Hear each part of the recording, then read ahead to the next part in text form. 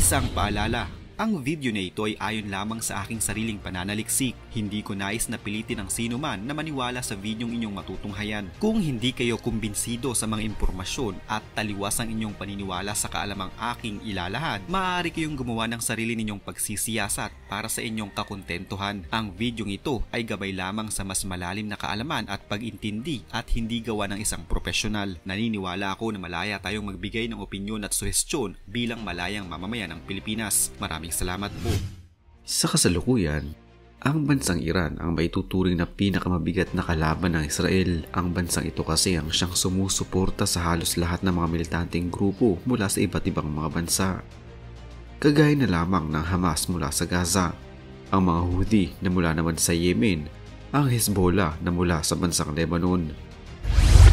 Ito ang mga Iranian proxies na siyang pangunahing nagiging kalaban ng Israel mula sa iba't ibang panig ng West Asia. Sa mga nakalipas na mga araw, pinupuntirya ng Israel ang mga leaders ng kanilang mga kalaban. Noong 27 ng Setyembre, si Syed Hassan Nasrallah ay napatay sa isang pag-atake ng Israel sa Beirut. Naging malaking dagok ito para sa Hezbollah at nahirapan ang kanilang puwersa dahil sa tila nawala ng isang haligi ang kanilang grupo. Malaking kawalan din ng kanilang leader na ito sa tinatawag nilang Axis of Resistance. Si Ibrahim Kubaisi na nasawi naman noong 24 ng Setyembre sa Beirut. Siya ay isang commander at nangunguna pagdating sa Rocket Division ng Hezbollah. Napaslang din ng Israel si Ibrahim Makil, isang operation commander ng Hezbollah na napaslang din sa isang airstrike sa Beirut noong 20 ng Setyembre. Si Ahmad Wabi, isang top commander na siya ding tinuturing na leader noon sa Radwan Special Forces na silang naging abala sa pakikipaglaban sa Gaza laban sa Hamas. Napaslang siya noong 20 ng Setyembre kasabay ni Ibrahim Makil. Napaslang din ng Israel si Fuad Shukur noong 30 ng Hulyo. Nabatid ng Israel na siya pala ang kanang kamay ni Hassan Nasrallah. Si Muhammad Nasser na sinasabing isa ding leader na naging pinuno ng isang unit na silang umatake mula sa southwestern ng Lebanon ay napaslang din noong 3 ng Hulyo. Ang senior field commander din ng Hezbollah na si Talib Abdallah ay napaslang ng puwersang Israel noong 12 ng Hunyo. Sa panig naman ng Hamas, napaslang si Muhammad Deif sa isang pag-atake naman sa Khan Yunis noong 13 ng Hulyo. Ang political leader ng Hamas na si Ismail Haniyeh ay napaslang noong 31 ng Hulyo sa isang guest house sa bansang Iran. Noong 2 naman ng Enero, napaslang si Saleh al-Aruri sa isang pag-atake sa Beirut sa bansang Lebanon. Si Aruri ay deputy chief ng Hamas at ang founder ng Hamas military wing na Al-Qassam Brigades. Ilan lamang sila sa mga makapangyarihang mga tao na napatahimik ng Israel mula sa kanilang kalaban. Ilan lamang sila sa mga kilalang leader ng Hamas at Hezbollah na nasawi mula nang magsimulang kaguluhan sa West Asia. Sa mga nakalipas na araw ay iniisa-isa ng Israel ang mga leaders ng kanilang kalaban. Ito ay upang magbigay mensahe sa Iran na siyang pangunahing pinagkukunang lahat ng gamit ng mga Iranian proxies para sa kanilang operasyon.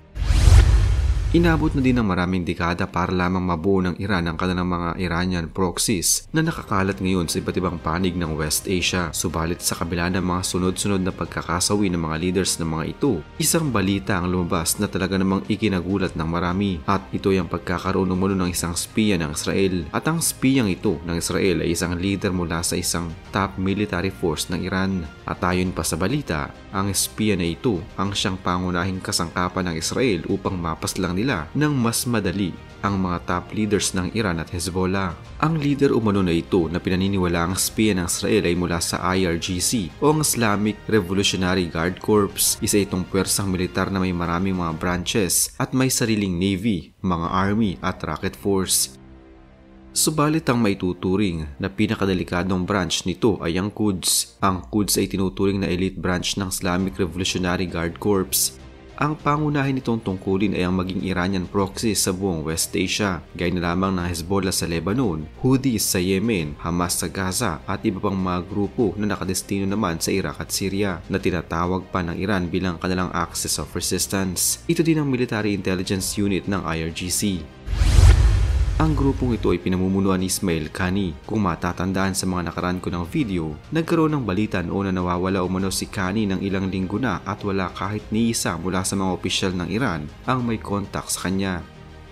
Ayon mismo sa Iranian security officials, hindi na umano nila nakita pang muli at wala silang narinig pang balita tungkol kay Ismail Qani mula nang umatake ang Israel sa Beirut sa bansang Lebanon noong nakaraang linggo kung saan naroon siya. Ang Quds Force commander na si Ismail Qani ay nagtungo sa Lebanon matapos mapas lang ng puwersa ng Israel ang leader ng Hezbollah na si Hassan Nasrallah. At mula na nga noon ay wala na silang narinig na kahit anong balita tungkol kay Qani. Ito ay ayon mismo sa dalawang senior Iranian security officials.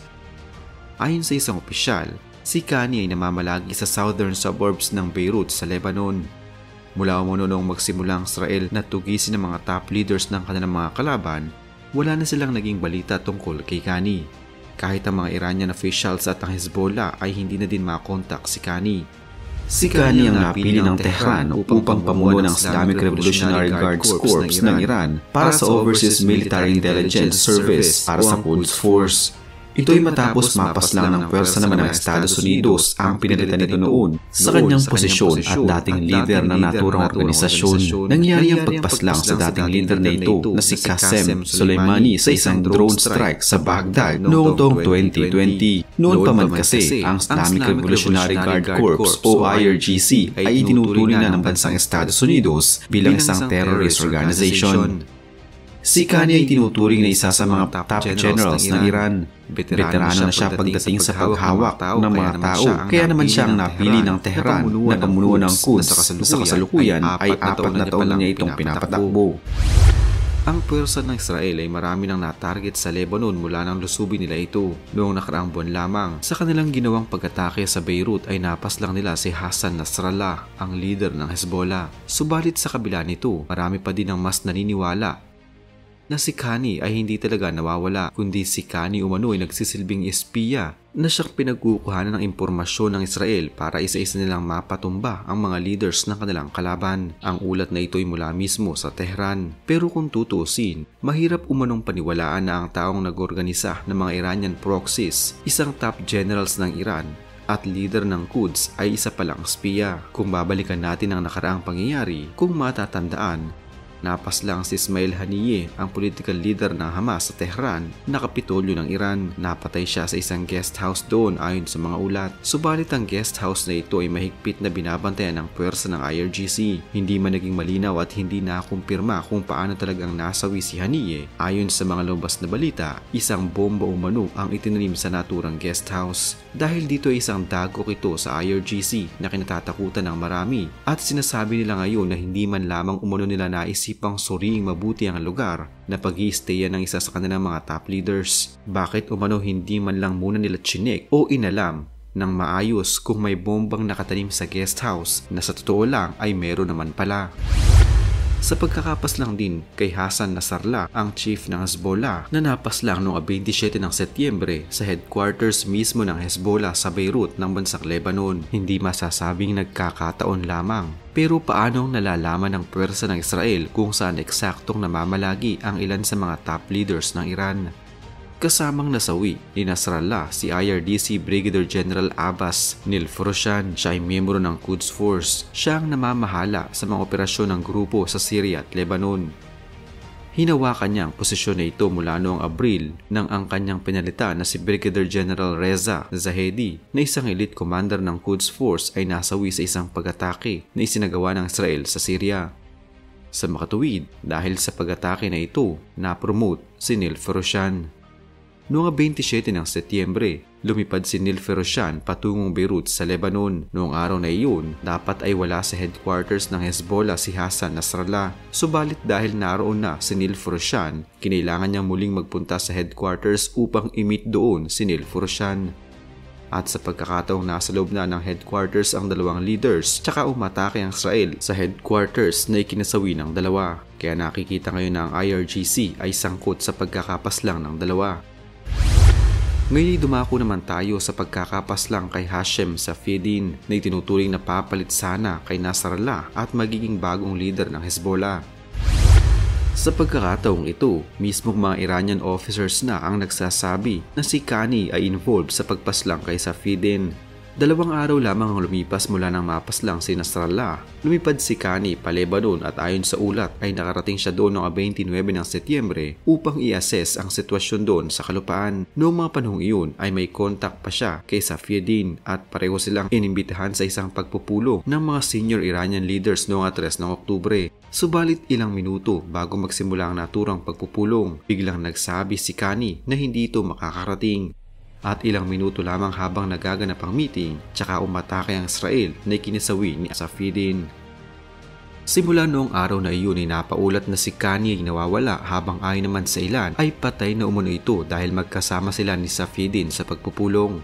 Subalit noong isang araw lamang, naglabas ng pahayag ang Iran at sinabing si Kani ay nasa maayos na kalagayan at maayos ang kalusugan. Hindi na nakita ng publiko si Kani hanggang sa lumabas ang larawan na ito, na kung saan kasama niya nakaupo si Abdullah Safieddine na kapatid ni Hashim Safieddine. Ang larawan umano na ito ay kinunan matapos ang isang pagpupulong sa Tehran, kaya marami ang naniniwala na si Kani ay nasa Iran na sa kasalukuyan. 3 mga bigating lider ang napaslang sa pag-atake ng Israel. Ang IRGC sangkot at may kinalaman sa mga insidente na ito, habang ang kanilang leader ay nakabalik na muli sa Iran. Noong Lunes ay sinabi na si Kani ay nasa mabuting kalagayan. Sa sumunod na araw ay sinabi naman na siya ay makakatanggap ng medalya mula kay Ayatollah. Pero nung isang araw lamang, nagkaroon naman ng ulat na inatake sa puso si Kani dahil sa ginawang interogasyon at pagtatanong sa kanya. At yun na ang pinakahuling balita tungkol kay Kani. Inatake siya sa puso habang siya ay tinatanong. Sa hindi malaman na dahilan na siguradong lalabas din naman sa mga susunod na araw, bakit kaya siya isinalang sa malalim na interogasyon at pagtatanong na humantong pa sa pagkakaatake nito sa puso.